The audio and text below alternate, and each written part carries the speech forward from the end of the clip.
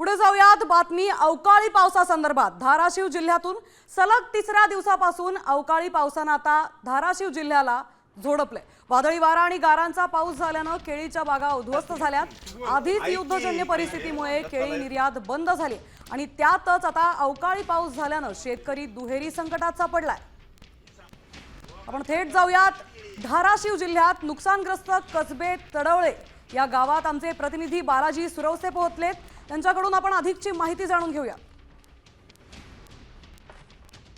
धाराशिव जिल्ह्यामध्ये गेल्या 3 दिवसापासून अवकाळी आणि गारपिटीमुळे शेतकऱ्याचं मोठं नुकसान झालेलं आहे। कुणाचं टरबूजाचं तर कुणाचं केळीचं तर कुणाचं इतर शेती पिकाचं मोठं नुकसान झालेलं आहे। 1 लाख रुपये पुढे खर्च झालेला आहे। अनुदान काही आलेलं नाही आणि आता माल एक्सपोर्टला आलता, व्यापारी येतो म्हणले आलेच नाहीत न्यायला।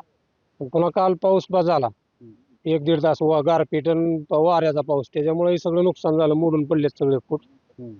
किती उत्पन्न मिळालं असतं या सगळ्यात? हे सगळ्याचं मिळून 4 लाखाच्या आसपास उत्पन्न मिळालं असतं। आमचे पंचनामे काय केलेले नाही। आता ती तुमच्या ह्याच्याकडूनच आता ही पहिल्यांदा भेट आहे तुमची। तुमचा किती खर्च झालता याला सगळा? त्याला 5 लाख रुपये खर्च झालेले 5 एकराला। आणि उत्पन्न किती मिळालं असतं जर चांगलं?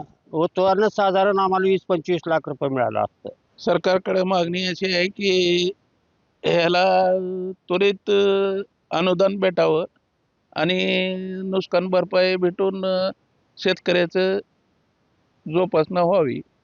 तर सध्या भरपूर नुकसान झालेलं आहे। बालाजी सुरवसे, साम टीव्ही, कसबे तडवळे, धाराशिव।